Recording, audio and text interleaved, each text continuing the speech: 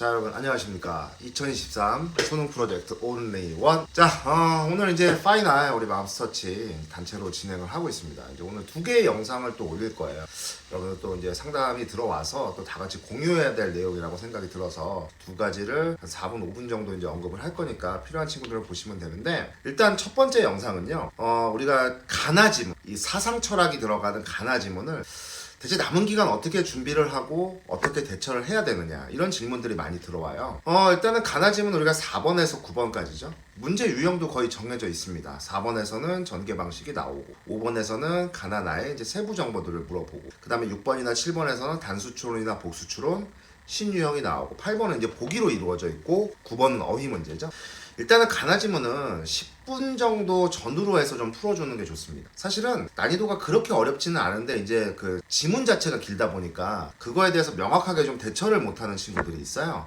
그렇기 때문에 항상 뭐 15분, 16분 걸리는 친구들도 있고, 오래 걸리다 보니까 좀 어려워하는 부분들이 사실 있습니다. 그런데 일단 가나지문은 우리가 10에서 13, 14에서 17에서 나오는 가능지문, 그러니까 사회, 문화 쪽 지문과 더불어서 여러분들이 이제 과학기술보다는 일반적으로는 조금 쉽게 풀 수 있는 그런 지문이기 때문에 반드시 좀 정복을 해줘야 되는 지문이죠. 그래서 일단은 이 사상철학 지문이 좀 약한 거는 크게 3가지 경우라고 볼 수 있어요. 이제 첫 번째는 뭐냐면, 이 사상철학 분야 자체에 약한 친구들이 있습니다. 이런 친구들은 사실은 항상 꾸준하게 일정하게 좀 시간이 오래 걸리고 잘 못 푸는 친구들이, 그러니까 내가 이 가나 지문을 평소에 좀 많이 틀리고 15분 이상 좀 걸리고 있다면 사상철학 분야에 꽤나 약한, 그러니까 인문예술 부분에 꽤나 약하다, 이렇게 좀 생각이 들거든요. 어쩔 수 없습니다. 이럴 때는 EBS 지문으로 매일매일 좀 익숙하게 만드는 수밖에 없어요. 그래서 이제 자주 나오는 패턴들이 있지 않습니까? 이제 견해를 찾고, 비교를 하고, 공통점 차이점 찾고, 부정형 문장 찾고,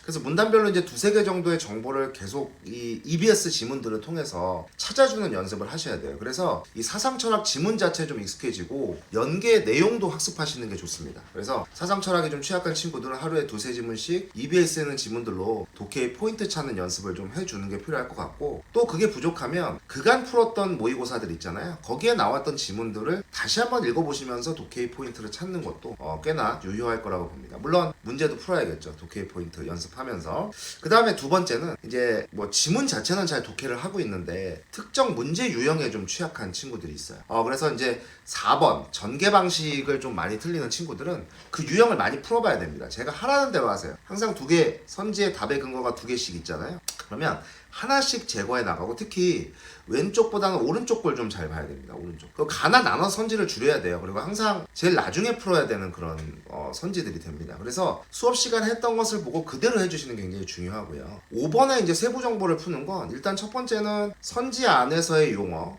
또 지문에서의 용어, 이걸 매치시켜서 어느 위치인지를 찾으셔야 됩니다.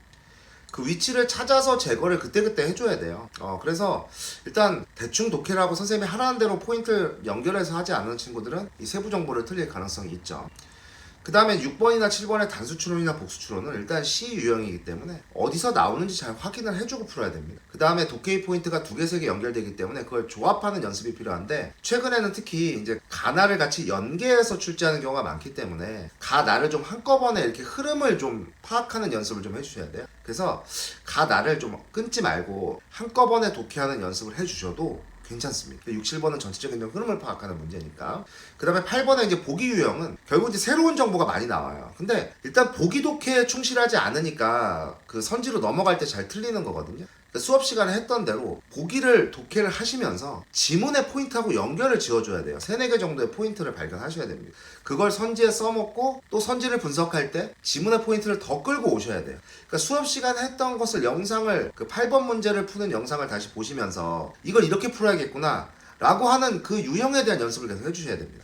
8번 정도의 보기는 여러분들이 충분히 풀 수 있습니다. 그래서 그 해당 유형을 좀 수업 시간에 했던 방식대로 해주는 게 좋고, 특히 6, 7번은 가나를 합치는 게 많이 나오기 때문에 전체적인 흐름을 파악하는 독해 연습을 해달라, 그런 얘기입니다. 그러니까 4번, 5번, 8번은 유형에 대한 연습, 6, 7번은 전체적인 흐름을 좀 파악하는 연습을 해달라, 이게 선생님의 주문이에요. 그 다음에 이제 3번째로는 뭐냐면, 결국 이제 시간이 오래 걸리다 보니까 이제 전략의 부재입니다. 전략의 부재. 가와 나를 어떻게 이제 잘 끊어서 각각 이제 A, B, C 유형을 나누고, 이것들을 어떻게 이제 딱 어디서 끊어서 어떻게 풀겠다, 이런 수업 시간에 했던 스무스한 전략들이 사실 굉장히 좀 부족한 거예요. 이런 친구들은 가나 지문만 좀 모아서 한꺼번에 하루 날을 잡아서 모의고사 나눠준 것들 혹은 여러분들이 구하시든지 해서 가나 지문만 주구장창 풀어보는 연습을 좀 해야 됩니다. 그래서 수업 시간에 역시 했던 방식입니다. 가와 나를 나눠서 그것들을 가에 관련된 문제, 나에 관련된 문제를 나눠서 철저하게 좀 끊어서 푸는 연습을 해주는 게 필요해요. 오히려 이제 아까 두 번째 경우, 그러니까 6, 7번 같은 가나 연결하는 문제를 잘 못 푸는 친구들과는 조금 결이 다르죠. 그래서 평소에 좀 전략, 가나를 좀 푸는 전략, 좀 시간이 오래 걸리는 친구들은 그런 가나 지문만 좀 한꺼번에 하루 날을 잡아서, 그러니까 하루 날을 잡아서 하면 감각이 좀 살아나거든요. 그래서 좀 이렇게 매일매일 좀 연습을 해주시는 게 저는 필요할 거라고 봅니다. 그래서 그 세 가지의 지금 경우에 따라서 좀 선생님이 선생님이 말했던 대로 좀 공부를 해주시고요. 또 궁금한 사항은 제가 이제 세 가지 경우에 어떤 경우에 해당하니까 어떻게 좀 공부를 해줬으면 좋겠냐, 이런 부분을 꼭 질문해 주시기 바랍니다. 감사합니다.